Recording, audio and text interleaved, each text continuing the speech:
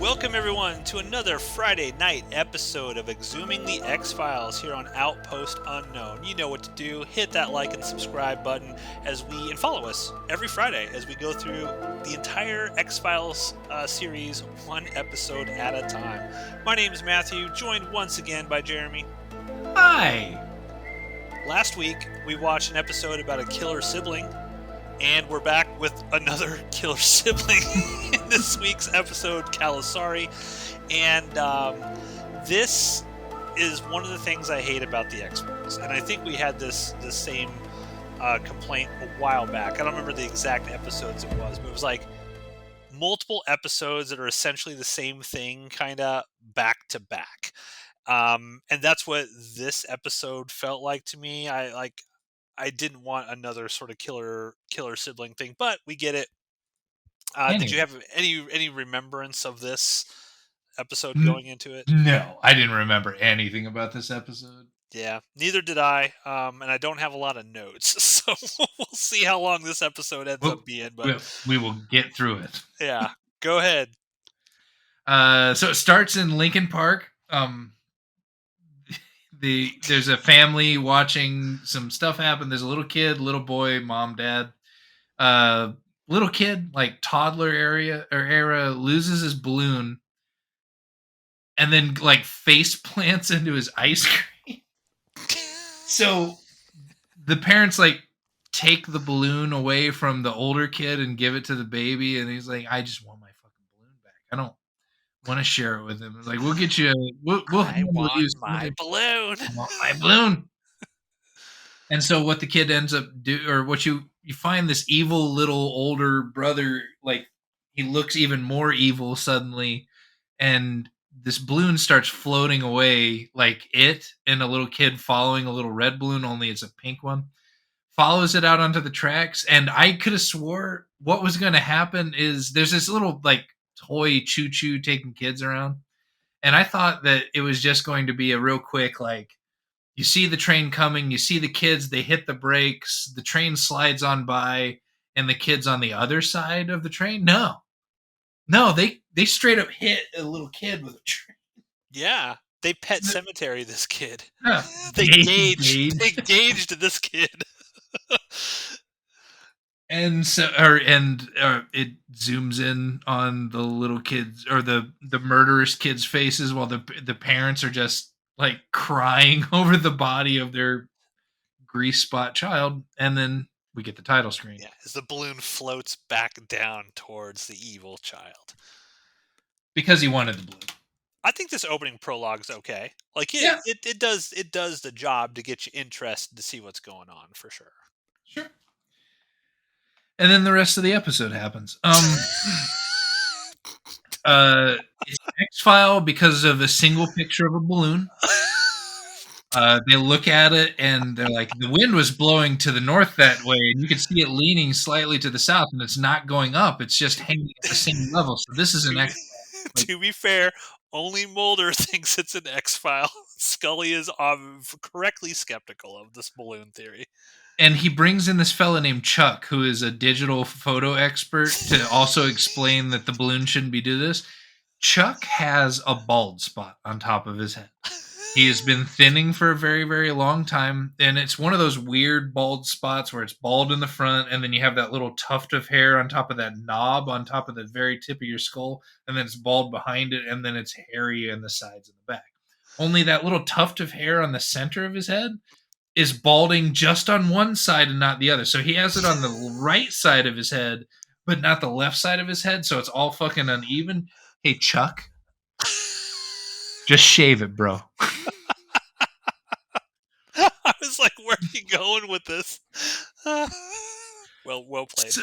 So, he convinces him that we got to go take a look at this because he enhances the photo and he sees a ghost holding the balloon, but it's not convincing. It is the loosest of a humanoid shape that, oh my God, no, it's bullshit. But they gotta go. They gotta go take a look at this. They go and visit the parents There's this old country grandma taking care of the older kids. The parents are distraught. Like Scully is watching grandma color a Nazi swastika into the hand of the kid and whispering shit to him. Well, at the time, to be fair to her, I don't think she could see the swastika at that time. And they No, go she out of their was she okay, she was at the bottom of the stairs, but she yeah, watched her do it. She watches her do a series of things, yeah, and that was weird because they what Scully ends up coming to the conclusion of is Munchausen. They just like want to say that 3 or 4 times throughout the episode to make it seem smart. But there what's happening or what Scully posits is that the grandma showed up, the kids started getting sick. She has doctor records of this. That grandma showed up and she's slowly poisoning these kids to death. But they yes. don't do anything about it. They move super slowly. Like they get CPS to like, yeah, CPS will visit sometime next week. In the meantime, we'll keep showing up. Like Scully is standing in the kitchen at some point, watching grandma stir up some food for the kid, and then opens this sketchy ass envelope and just starts dumping it into the food. Like 2 feet from her. And she just all she does is like, hey, what's that? What is that? Not not we need to get these kids out because the kids are clearly dying. Yeah, this episode was directed by somebody named Mike Vahar and written by somebody named Sarah Chamo. I don't think they come up ever again in the X Files. All right. All So, right. So yeah, she watches grandma poison the kid. Dad and the kid leaves, and the kid decides to hang his dad. There's a garage door malfunction, and there's kind of a cool, gnarly death it's where kind the of like dad a yeah, it's cool. where the dad like tries to repair it, and he ends up getting strangled by his own fucking tie while the But kid cries about it. it's a good sort of reversal of your expectation because earlier we saw this kid and this kid was in Conduit. If you remember all the way back in the first season, that kid who was like putting all the ones and zero binary things and it turned out to be like a picture of whoever and stuff. That kid is a kid playing this, strangely enough. But in the opening intro, he looks evil. It's like, okay, this is like Macaulay Culkin in The Good Son or some shit like that. But in this, he's freaking out that his dad is dying. So then it's like, well, okay, is he evil or is he not evil? Like, Yeah, what is is actually going on? grandma doing this shit and Yeah. causing this to happen? Like there was some sort of who is really causing this? Even for a while there, I was suspecting that the mom of the child was actually the culprit in all of this until, this story kind of shakes out. But um was it they find these ashes that they call the booty. They talk to the weird don't they go back to poor Chuck who needs to just shave it. Chuck, just shave it off. Yeah, that's the whole scene. They're just telling him to do that. But he says, "Oh yeah, yeah. I spent some time in India, and where this holy ash just shows up. It's actually called the booty." And okay, um, then it cuts back to Grandma hanging out with these 4 Hasidic Jews, and they're doing this blood sacrifice where they're like pouring all of this blood into a bowl, and they're doing this They're weirdo killing chanting. roosters. Like they're murdering roosters. They make a mention early on. Like they go out of their way after they show that she's drawing the swastika on the little kid's hand. Like there's a moment where they have to say, actually, the swastika is an ancient symbol for good luck. So that people aren't be like, what the hell is actually going on here? So, and then basically this old lady who was actually I don't remember her name, but if you've ever seen Predator 2, she is the forensic analysis that they go to test the predator's weapons, like the little spear. That's the same lady. Random fact, I know, but she's like, you marry a devil, you have a devil child. So they try to set up in this episode that there's going to be some sort of like demonic, sort of devil worshipping thing here. uh but yeah, then you get to like these Romanian. I don't know if like who are they? Because they say they're from Romania. So are they supposed to be like gypsies or like I don't know. I was confused about who exactly these people were. But yeah, they're doing a real ritual, and there's this blue smoke with the kid's head in it, and he's like just chanting. I'm like, what in the fuck is going on? Like, I While was the kid's lost. outside the door, like screaming, and then CPS is there to interview the kid. It's And weird. mom finds the kid collapsed and like having a seizure outside of the door, and then the CPS gal kind of gets involved. The door opens up and CPS sees this blood ritual going on, so she runs out of the house and just abandons all her job, her duty. Yeah, the first thing she needs to do is get the kid and get out of the house. And when they showed the mom pounding on the door, my first thought was, where's the CPS officer? She's Yep. literally not in the shot. Where is this officer? She just fucking bounced is what Yep. happened. She had no idea Mulder and Scully were going to be out there either. What if they hadn't been there? I guess she says she called 911. We never see it, but Yeah, but 911 doesn't lead to Mulder and Scully beating 911 there. oh, I know. No, voodoo. Yeah, that's what it Voodoo. is. Yes. But okay, so the kid, like the Hasidic Jews leave while all of this is going on, and they all get in this wood panel station wagon and just say, "If you stand between us and getting rid of this Hitler-like evil, you will pay the blood price," or some shit. They're like, it's on you. Anything bad that happens, it's on you. All the while, the kid goes into the room with grandma now that he's not having the seizure anymore, and mom disappears for some reason. The kid picks up both of these chickens and brings them back to life and then sicks them on grandma. And grandma gets pecked to death by these two recently sacrificed chickens.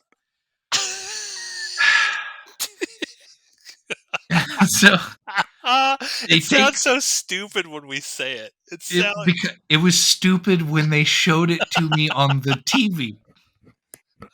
true. So they take the kid to a hospital because he collapsed or so, I don't even remember why outside of the seizure thing that he's happening, but anyway, the kid is at the hospital, and then this nurse that's like treating him gets attacked by a second kid that's named Michael that looks exactly like Charlie Yeah, and hasn't because been. when he's there, they take him to the hospital to try to calm him down so the CPS worker can talk to him. And they're like, "Well, what did you do?" And he's like, "I didn't do anything. I didn't do it. It was Michael." And the mom, who's watching with Mulder and Scully behind like the double pane glass or whatever, the mirror or whatever, she's like, "Oh my god, we never told him about that." Turns out Michael was Charlie's twin, but was stillborn, and they never told Charlie. But somehow Charlie knows about Michael. All right. And then he kills a nurse. Yes. Yep, he beats a nurse with a cane, like an old people spoke cane. Um, all the and while this is happening, like mom decides to go back to the old ways that she had forsaken to marry this American guy, and she starts redoing the exorcism thing, where she looks like Pennywise. Like her teeth are all fucked up and she just has this buck teeth thing, and the way that the camera and the lighting is done, she looks like Pennywise in the sewer from the modern It movies, which kind of took me out of it. The Hasidic Jews show up at the hospital to start doing an exorcism there while mom is doing an exorcism at home at the Yeah. exact same time. Well, Mulder calls them in. That's the thing. Like Mulder is the one that actually says, "Come on over. You need to help out here." And yeah, it turns into the Exorcist at the end of this episode. The whole thing is very exorcisty. Exorcisty. Um Scully goes and checks up on the mom, gets to see some genuine weird shit, which she doesn't get to see a whole lot of when in any of these X Files, which allows her to keep her skepticism. But she walks into a room where a woman is floating and pinned to the ceiling wall, sort of thing. And then she gets chucked across the room by an invisible force. Again, Yeah. somebody throws Scully into a wall. Um, the Hasidic Jew fellas, they get Mulder involved in the exorcism, but they're like, don't stare it in the eye, don't look it in the face, or it will mark you, and this demon will know who you are. They get Michael out, and then as they're all kind of wrapping things up, like wiping people off with towel, that was kind of a cool scene because there was like pea soup coming down the wall. Oh yeah, I mean they made it like, they did a good television version of what an exorcism should look like in a horror movie. But then kind of on the way out, the like you need to watch your back, Mulder, because it knows you. Yeah. It knows you. You look the kid in the eyes. Whether or not that ever comes back into play in the series, I have no idea. But yeah. Your thoughts on Calusari? It was there, and then it was over, and I was glad to hit stop and be done with it. Yeah, I 100% agree with you. I was watching this episode. This was the most recent one I watched today, and I'm like, there's nothing really memorable about this to me at all. It just feels like complete filler. Like I guess I just wasn't in the mood maybe to watch something like this. I did not care about these kids. I did not care about any of it at all. It just felt like the images were going into my eyeballs and they were immediately being deleted by my brain. That's how it felt. Yeah. I mean, I wouldn't say it's like awful. Like it's not something I would be like, man, this is like one of the worst things No, ever. We'll do our top 5 best and worst of this season. I doubt this is going to be in the bottom 5, but this was or just, in the top 5, but yeah, it just felt like completely forgettable. it was. But I was there. I Yeah, was there, and I we saw got it. through it, folks. Not all of these episodes are going to be 45-minute bangers. Sometimes we're going to be like, we got nothing to say about this particular episode. So show notes here, just some fun things from Wikipedia and IMDb. During production of the episode, the producers agonized over both the teaser, given that it revolves around a child being killed by a tram, and the episode's overall bleakness. Fox's Standards and Practices Department, on the other hand, took issues with the initial cut of Steve's strangulation scene. In the end, the sequence was kept, but the actor's face was obscured to soften the impact. Funny, they did not care about the kid getting run over by the train, but they cared about the face of the guy being strangled. Welcome to America, folks. Although the episode's filming went along smoothly, the final cut, quote, didn't pass muster, unquote. Spotnets explained that Carter, quote, spent a lot of time in the editing room trying to figure out how to make this more terrifying, unquote. If that's what they were going for, they failed miserably. Missed the mark. Yes, Spotnitz later noted that Carter's dedication proved that something could be, quote, much better if you didn't give up, unquote, which makes me wonder, how bad was the first cut of this? If they had to spend so much time editing, trying to get it to watchable, how bad was that initial cut? Christine Willies, who plays the part of Agent Kosef. Who's Agent Kosef? It says she reprises her role. She originally appeared in the earlier episode Irresistible. I don't even remember Agent Kosef. Do you? Nope. I remember Chuck. And Chuck, you need to shave it off, bud. Sorry, Christine, we can't even remember your character. We just watched this like 3 hours ago. The first appearance of Chuck Burke, Mulder's go-to guy for all things related to digital imaging. So apparently Chuck's coming back, Jeremy, so you can keep tabs on that shaving thing there if he actually does it. The only X-Files episode rated 18 in the UK by the BBFC. What did the UK think was so bad in this they gave it an 18 rating? Little kid And then, got run over by a train. yeah, probably. And Joel Palmer, who plays Charlie Michael Holvey, also played Kevin Morris in Conduit back in season 1. So there you go, folks. Sorry, this episode wasn't too long. We don't really have much to say about it. If you guys have a lot of stuff to say about this, did we miss something? Leave a comment. Let us know. Did you like this episode? Did you find it forgettable? Was there something in here that was really interesting that we missed, and you want to make it known to us? Let us know. We'll take a look at it. So, with that, we're done.